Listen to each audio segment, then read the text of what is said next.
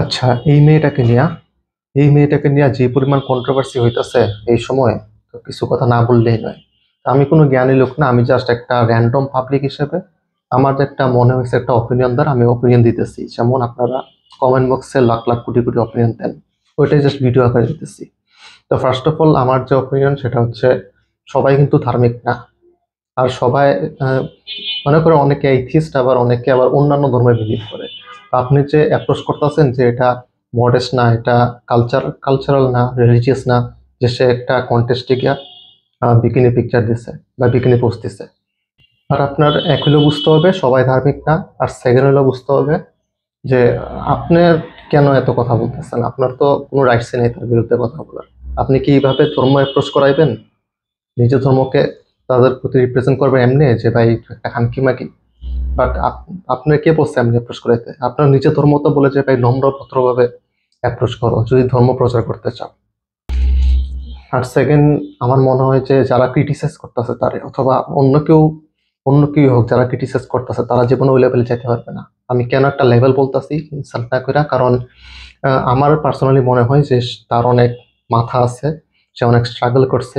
সেটা যেমনি স্ট্রাগল হোক, খারাপভাবে স্ট্রাগল করছে বা ভালোভাবে স্ট্রাগল করছে, খারাপ কাজ বা ভালো কাজ যেটাই হোক, সে স্ট্রাগল করছে এবং সে এই লেভেলে যাইতে পারছে, যেন পুরা ওয়ার্ল্ডটাকে দেখতে পারে, অ্যাটলিস্ট সে স্পটলাইটটা যেন পায়। তো এটা নিজের জন্য হোক বা দেশের জন্য হোক, সে কিন্তু আসলে স্ট্রাগল করছে এবং সেটা অ্যাকচুয়ালি রেসপেক্টেবল। আমি কোনো ভালো খারাপের দিক থেকে বলতেছি না, বাট এটা অ্যাকচুয়ালি রেসপেক্টেবল যে সেটা এত দূর পর্যন্ত যাইতে পারছে যেমনি হোক। আমি এই কনটেক্সটে বলতেছি কারণ ওই লেভেলে অনেক মানুষ যাইতেই পারবে না। এটা সত্যি কথা। ওদের কোনো কাজ কাম নাই। তো সারা জীবন ফেসবুকে পড়ে থাকে, একটা কিছু হইলেই কমেন্ট করা শুরু করে, হেট ফেলানো শুরু করে। তো এই সিচুয়েশন আইসা আমার ফেসবুক ইনস্টাগ্রাম একদমই চালাইতে ভালো লাগে না। আমি অনেক আগেই এগুলো চালানো অনেক কমাই দিছি।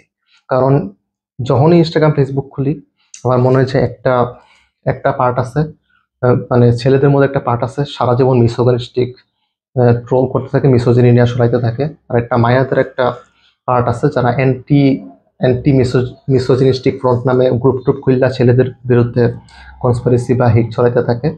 মানে পুরা ফেসবুক ইনস্টাগ্রাম খুললেই মানে সব বাজে অবস্থা, সারা জায়গায় মারামারি। তো আমার যা মনে হয় যে এই ফেসবুক ইনস্টাগ্রাম ওপেন করলে যে এই পরিমাণ মাথা মেজাজ খারাপ হয়, এর থেকে ভালো আমি যদি প্রাণ কোম্পানিতে অথবা আরং কোম্পানিতে যদি 7 ঘন্টা কামলাও খাটি, এর তো বেশি মেন্টালি স্টেবল থাকবো আমি যতক্ষণ না ফেসবুক ইউটিউবে চালাইয়া নিজের মাথাটা নষ্ট করি। তো আমি লাস্টে তাই বললাম যে এত দরকার নেই অপিনিয়ন দেওয়ার, এত দরকার নেই এত কমেন্ট করার, হিট কমেন্ট করার, এত হিট হিট ফেলানোর। কারণ দিন শেষে আপনি যে হিট কমেন্ট করতেছেন আপনি ওই লেভেল রিচ করতে পারবেন না এসব দিয়া।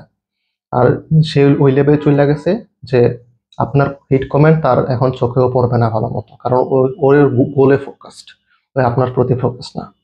তো এত আঁচেরা না থেকে চলেন আমরা একটু কাজ টাজ করি, দেশটা আগে বাড়াই, যে ধরনের কাজই করি। ফেসবুক ইনস্টাগ্রামে টাইম নষ্ট করার চেয়ে অ্যাটলিস্ট ভালোই। তো কিছু মনে নেন না, আমি জাস্ট অপিনিয়ন দিচ্ছি।